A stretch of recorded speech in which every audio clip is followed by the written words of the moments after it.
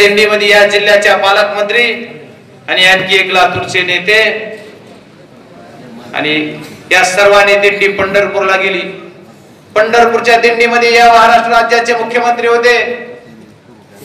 या मुख्यमंत्र्यांनी विठ्ठलाच्या दारात गळ्यामध्ये टाळ घातला, माथ्यावर अष्टगंध लावला। आपल्या सर्व जनता जनार्दनाला आमच्या तिथे गेलेल्या सर्व माऊली सर्वांना काय वाटलं की खरोखरच वारकरी आहे।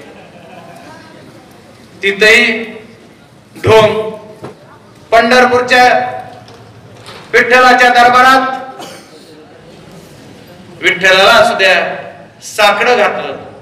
विठ्ठलाला म्हणले, विठ्ठला राष्ट्रवादी काँग्रेसचं सरकार जाऊ दे, माझं सरकार येऊ दे, इडा पिडा जाऊ आणि माझं सरकार येऊ। विठ्ठलाला वाटलं माझा भक्त गळ्यात खरोखर टाळ घेऊन आलाय, माथ्यावर अष्टगंध आणि बुक्का लावलाय, खरंच भक्त आहे भोळा विठ्ठल। भोळा विठ्ठल म्हणला तथास्तु, आणि विठ्ठलाला तथास्तु म्हणलं आणि भारतीय जनता पार्टीचं सरकार या राज्यात देशात आलं। त्या विठ्ठलाच्या समोर काय मागितलं मानल्या होत्या, काय आश्वासन दिले होते?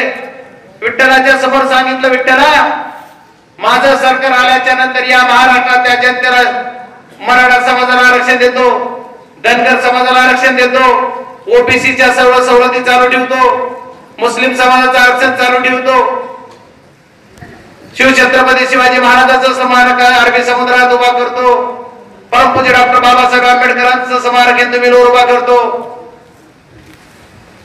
एवढंच नव्हतं तर माझ्या या महाराष्ट्रातील जो बळीराजा या बळीराजाचं सगळं कर्ज माफ करतो। याच्यातली एखादी गोष्ट झाली का? झाली नाही काय? यांना बाकीची झाली वाटायला।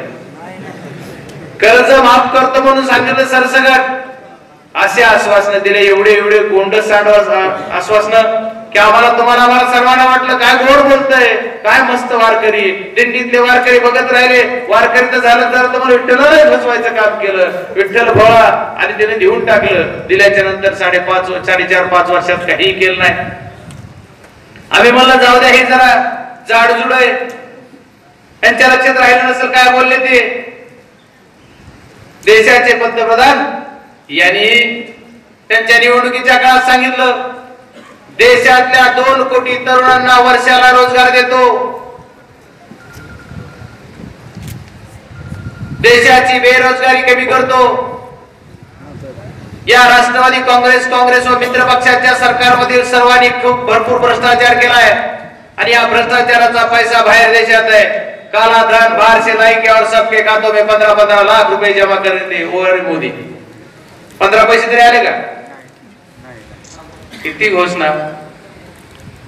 त्याच्या उपर एक सांगणारे 2 कोटी तरुणांना रोजगार देतो म्हणणारे या भारतीय जनता पार्टीच्या पंतप्रधान साहेबांनी, भारतीय जनता पार्टीच्या असणाऱ्या खासदारांनी परवा दादा एका कार्यक्रमामध्ये आम्ही दोघं एकत्र होतो G24 तासच्या, तिथं या बीड जिल्ह्याचे खासदार काय म्हटलं तुम्ही बारकाईने ऐकलं का?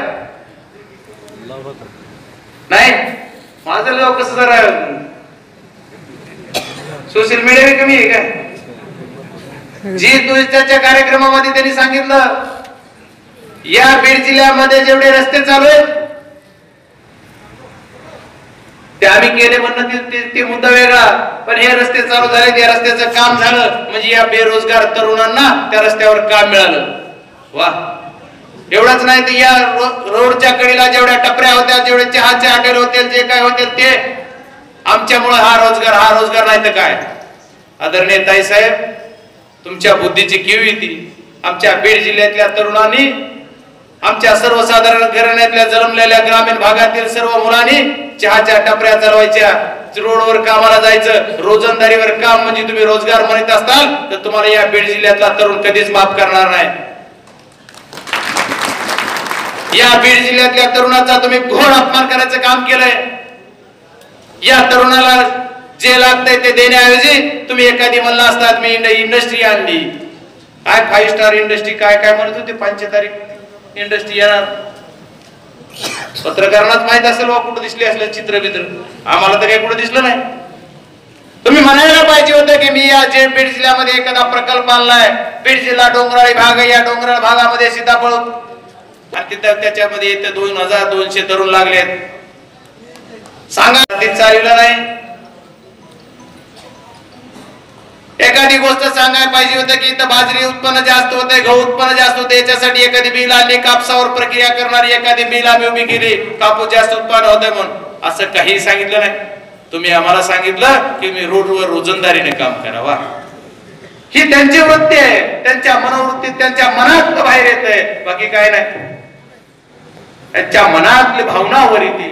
परवा कालच एका भाषणात कुठेतरी एका कार्यक्रमामध्ये आमचे मित्र दादा अभिनंदन, ज्यांचं अभिनंदन करायसाठी अख्खा देश उभा आहे, त्या अभिनंदनाला उपमा कशाची दिली?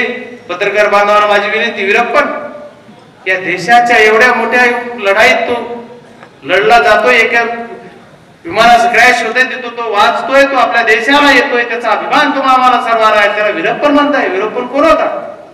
वीरप्पनची उपमा तर तुम्हाला लागू होईल.